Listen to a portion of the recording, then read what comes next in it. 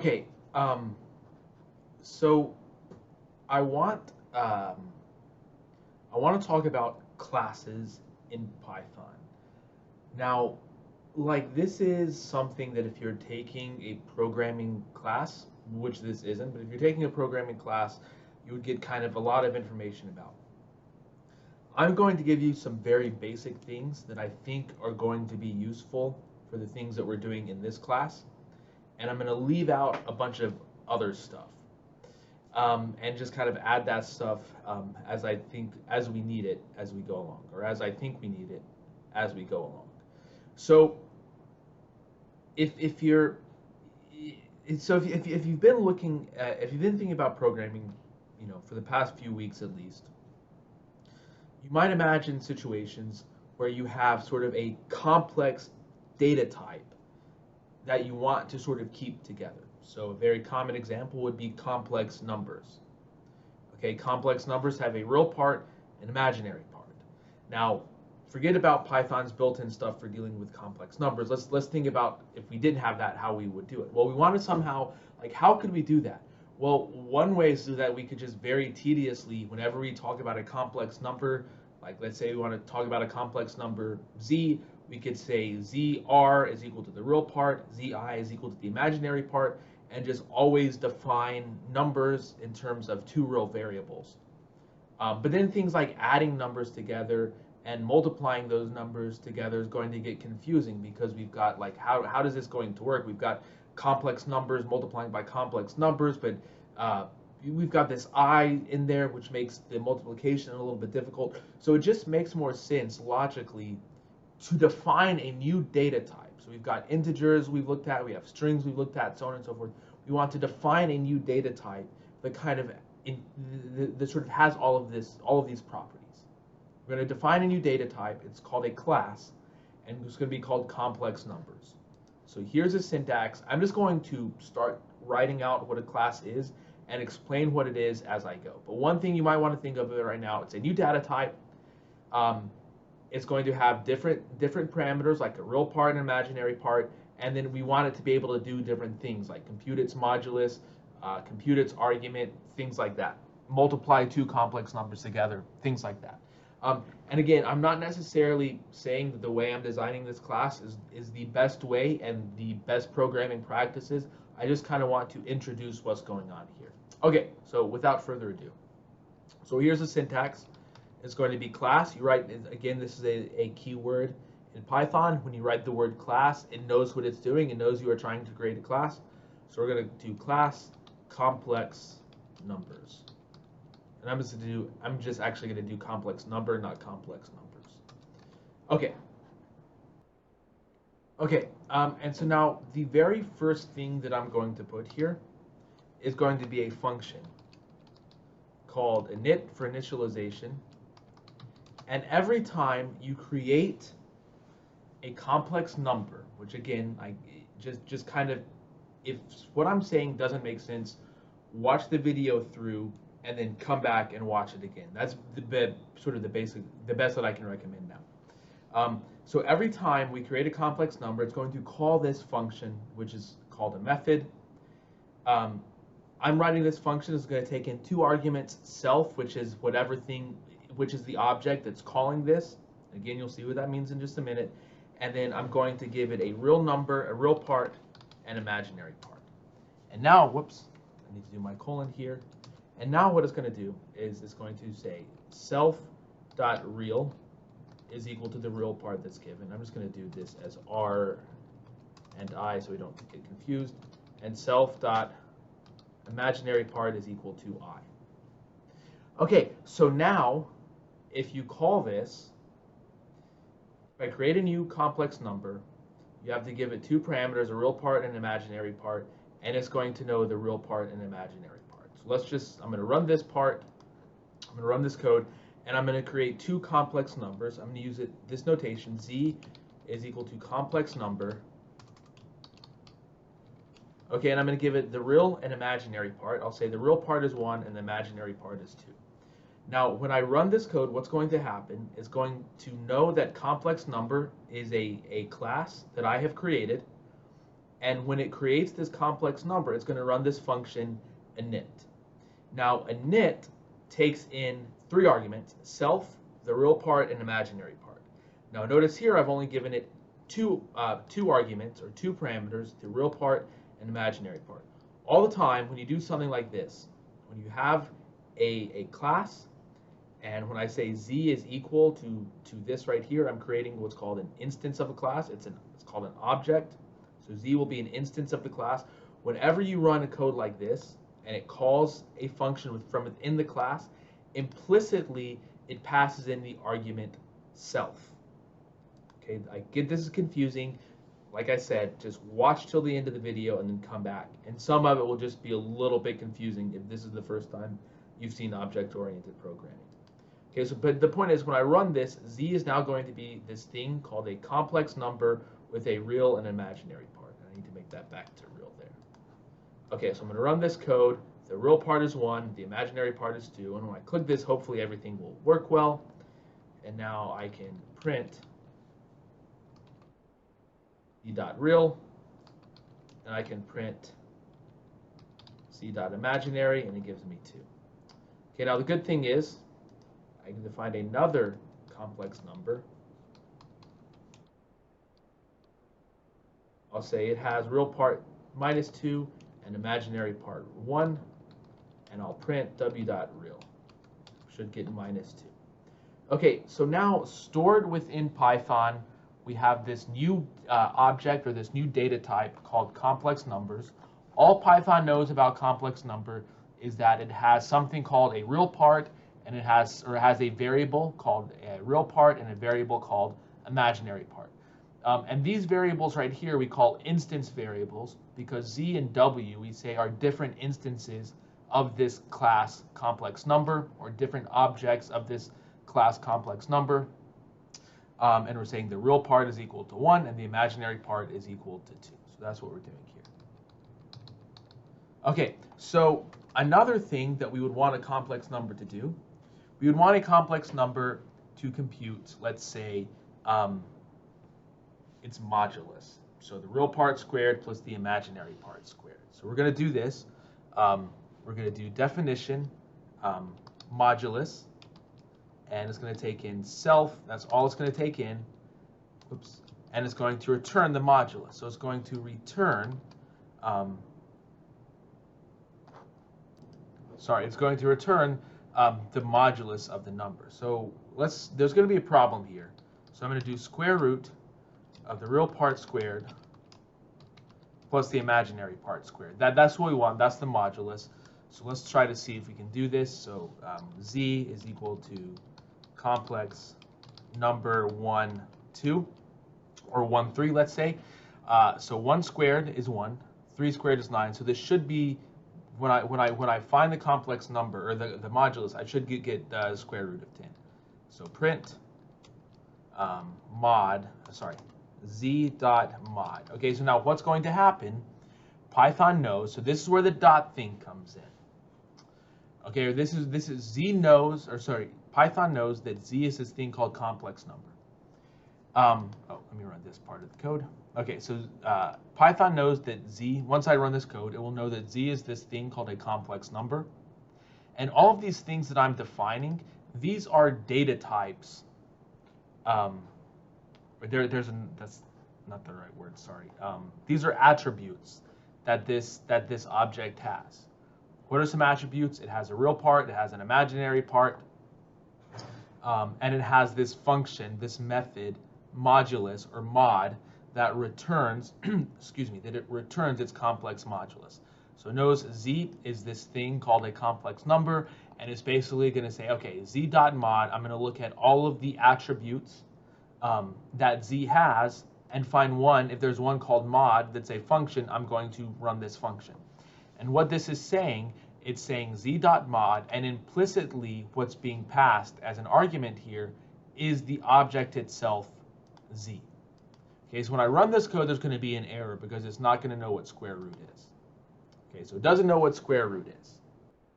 Okay, so it doesn't know what square root is. So there's a number of ways to do this. In this class, above this class definition, we can put from math import square root. Okay, and you guys might already see a problem here that I'm doing it on, so there's going to be another problem when I run this code. So not when I run this code, but there's going to be a problem when I run this code. Okay, R is not defined. So if I come here, it says R is not defined. Well, why isn't R defined? Doesn't it come in like that? And the answer is no. R and I, these are the values that are given right here. 1 and 3, these are the values that are given right here. But they're not, if I want to actually address the variable, they're not called R and I, they're called self.real and self.imaginary. So now I need to do self.real, because remember, what is this self? It refers to that. It refers to the object on which this function is being called. So self.imaginary, I'm going to run this code, and now when I run this code, I should get something close to the square root of 10, which is exactly, or I should get exactly the square root of 10, you know, up to the precision that we have, which is what we get here. Okay, so now what I want to do is introduce something called a class method. So the methods that we've seen so far, like it's z.mod, I want to introduce this idea called a class method. And I'm going to do that by showing a different way that we can compute the modulus. So I'm just going to come down here and do print, and I'm going to use the name of the class, complex number, and I'm going to use, or sorry, complex number dot modulus. Okay, now I'm going to pass to the function modulus an instance of the class, so z, like this, and when I run this, this line of code right here is exactly the same as this line of code. And so when I run it, I should get the same result, which I do. So what this is saying is stored within Python is this class called complex number. It has a function called mod that takes in an argument called self, and so that's what's happening here. Complex, or it takes in an object, so it takes in an instance of the class called self that we're calling self, and it returns, you know, does this computation. So that's what's going on here. So Python says complex number is a class. It has this thing called mod that takes in an argument called self, and I'm going to do this computation on the argument that gets passed in. So down here, what's getting passed in explicitly is the object z, which is an instance of this class of complex number. What's happening here, if you do the object dotted with the function, it's implicitly, like basically what's happening is Python sees this and copies and pastes that. So this is what, it doesn't work exactly this way, but this is what Python sees, z.mod, and this is the code that it executes. Okay, so now I want to look at something. Let's think about something like computing two complex numbers. Okay, there's two ways that we can structure this code. So I could either have like z.multiply. So I want to have a function called multiply. I could either do z.multiply w, and this would return the complex number z times w, or I could have a class method that will take two instances of the class and perform the complex number, or the complex multiplication. In which case we'd have something like this: complex number, dot mult z comma w, and that would return the product of both of these. Okay, so I'm gonna do this both ways so we can see how this is gonna go. So I'm gonna come down here, definition, mult. Okay, so this is going to take in, I'm gonna do it this way first. So print z dot mult w. So let me define w up here. W complex number 2, 4. Okay, I'll go ahead and run this code. Okay, so multiplication is going to take in, so if I want it to be this way, it's going to take in self, which is going to be another instance of complex number, and then I'll just put complex number. Let's see. I'll just do, okay, CNUM for complex number. Okay, so now what are we going to return? Well, we want to return a new complex number. Okay, we want to return a new complex number whose real part is equal to what we get when doing the complex multiplication, and whose imaginary part is what we get when doing the complex multiplication. So we're going to return, so actually, let me write this. So number is equal to a new complex number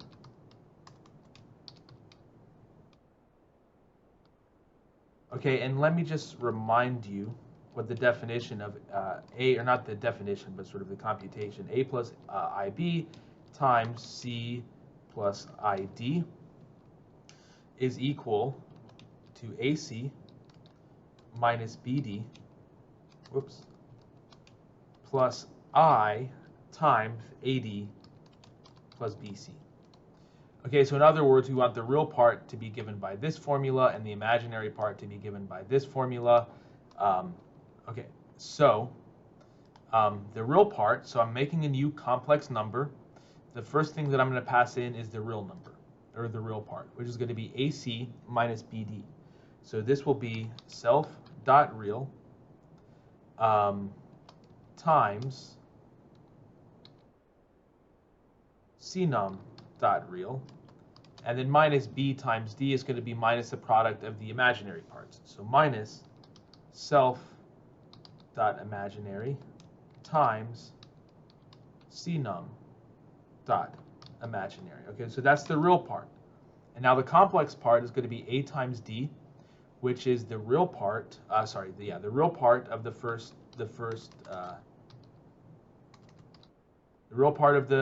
argument, so self.real, times the imaginary part of the second argument, so times CNUM.imaginary, and then plus kind of the other way. It's going to be plus the imaginary part of the first argument and the real part of the second argument. So plus self.imaginary times complex number dot real.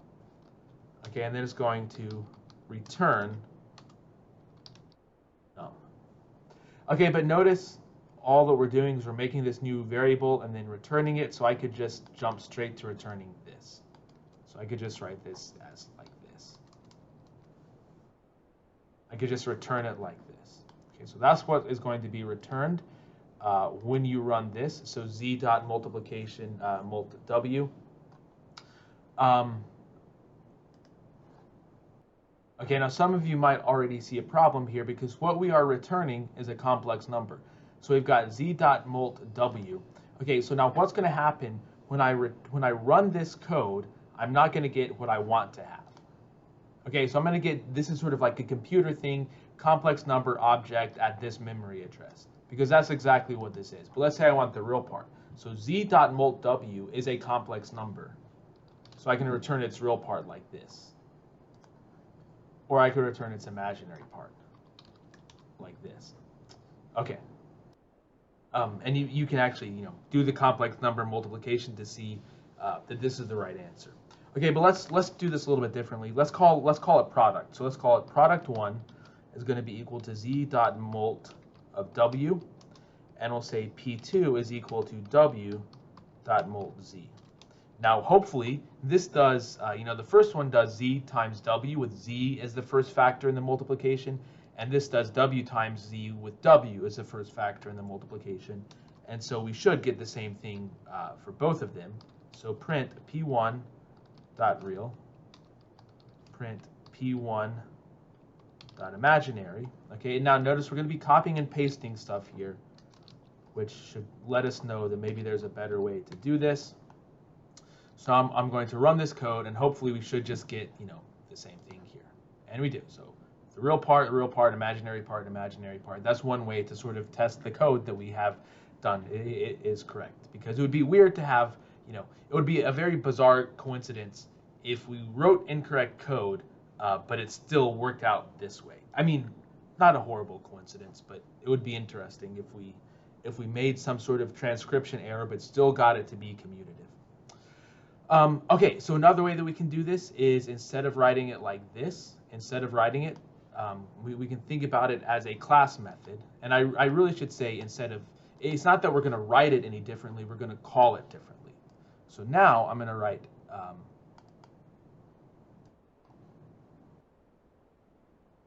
so now here I'm going to do complex number dot mod, and I'm going to say z comma w, and over here I'm going to say complex number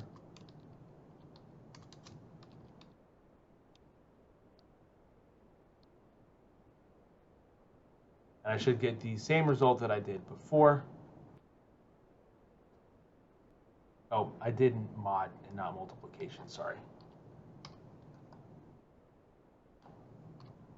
Okay, so now when I run this, I get exactly what I did before. And now I realize I had this kind of not what I wanted up here. Oh no, that is what I wanted, sorry. I'm kind of, the mod and the mult, for some reason, it's like playing tricks on my mind, and my mind is kind of, I don't know. Okay, so if I wanted to mostly use the multiplication thing as a class method, in other words, call it like this, which kind of makes sense, because multiplication, you take two together. So there's sort of a fundamental difference between doing the modulus of a complex number and then doing the product of a complex number. In terms of data types, for a complex number to compute its modulus, it doesn't need to know anything else. It doesn't need to know another complex number. But for it to do multiplication, it needs to know like another complex number. And so in that case, it kind of makes sense to think about doing a class method. So if we wanted to write this where this was mainly going to be used as a class method, instead of writing self and cnum, we might write something like cnum1 and cnum2. So I'm going to change this, this, and this.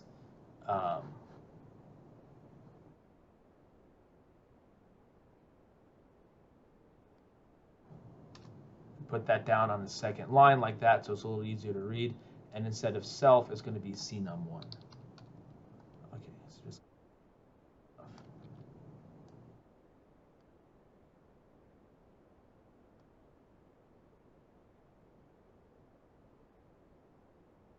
okay, so this should give me the same exact results here. Okay, and it does. Okay, so now I want to show this little preview. So now I want to show, oftentimes we might want to report a string. We might want to report a complex number and write it as a string, like 3 plus 4i or whatever it happens to be. So I'm going to make a new method that does that, and I'm actually going to do it above the class method here. So definition, I'm going to just write, there's conventions, but I'm just going to write toString, and it's going to take in self, and it's going to return, a formatted version of real plus I times the imaginary part. So return, we're going to use fstrings, is going to be self.real plus I, and then self.imag. And remember what these things do here, what the curly brackets do. It's just going to replace what's in the curly brackets with self.real and self.imaginary. Okay, so now I'm going to run this. Okay, so I'm going to come down here and print z, z.to string, and well, what is z? Z is 1 plus, or real part 1, imaginary part 3, so we should get something like 1 plus 3i when you run this. But see what happens is complex number object has no attribute toString. Okay, now something seems a little bit weird here. So what's going on? Well, if you remember when we first, so let me show you one other example. Let's do, let's run this code here, and then do P1. Okay, now we get it here, but when I just put my Z there, I'm not going to get it. And the reason is because when we created z up here, we hadn't yet put this function there. So this version of z, this instance of z, does not have toString as a callable method there. So now I'm going to run this code. So I just ran that line again. So now I've redefined z. And if I come down here and do toString, I should get exactly what I want, which is 1 plus I3. Maybe you don't like 1 plus I3. Maybe you'd rather be 1 plus 3i. So I'm going to put the I there. Run this again. But notice what's going to happen when I run this code. It's still 1 plus I3 because it's using the old definition, because that's what it was when I defined z here. So I'm going to run this again, come down here, run it, and now I get 1 plus 3i. So this is something that you have to watch out for when you're using a dynamic programming language like Python. And it's something you definitely have to watch out for when you're using something like Jupyter, because you could define a variable way up here called z and then use it way down here and not understand that you're using that value of z from way above. That's one of the biggest drawbacks to Jupyter. And so really, when we're doing something like this, we should just completely rerun the notebook. Maybe not every time you run the code, but once we think we have everything written, then rerun the entire notebook, and it's going to let us know if we have any problems, like if we have some global variables defined somewhere. Okay, so I get that this was a lot. If you haven't seen any programming before, this was probably a lot to take in. I think that the homework problems this week will be gentle enough that you're not going to lose your mind, but will be sort of complicated enough that's going to force you to sort of think about. When I say homework assignments this week, I mean the ones that are going to be due on next Wednesday. They're going to make you sort of think about how to write classes and how to write functions and things like that. Okay, I get this was today's lecture was very computer programming heavy and not a lot mathematical communication heavy. We'll do some more NumPy stuff on Wednesday, and that'll bring us back to mathematical communication a little more, just because we'll be able to graph stuff and things like that.